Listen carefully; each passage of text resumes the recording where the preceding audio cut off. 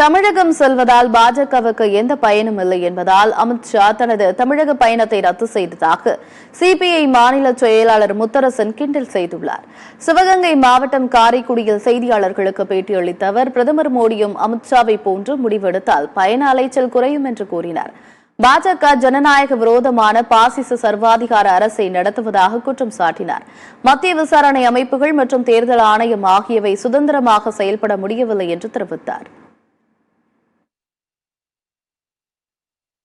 தமிழ்நாட்டிற்கு போய் எந்த பயனும் ஏற்பட போவதில்லை, எதற்காக அங்கே போய் அலைவானே என்று பயணத்தை ரத்து செய்திருக்கலாம்.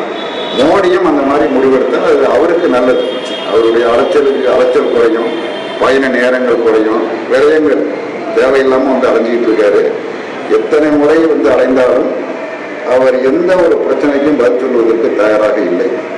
தமிழ்நாட்டுக்கு நிவாரணத்தை கொடுக்கவில்லை என்பதற்கு பதில் இல்லை. அதே மாதிரி தமிழர்கள் மீதும் தமிழ்நாட்டு மக்களின் மீதும் மிகுந்த அன்பு கொண்டிருப்பதாக மோடி அவர்கள் ஒவ்வொரு கூட்டத்திலும் பேசுகிறார்.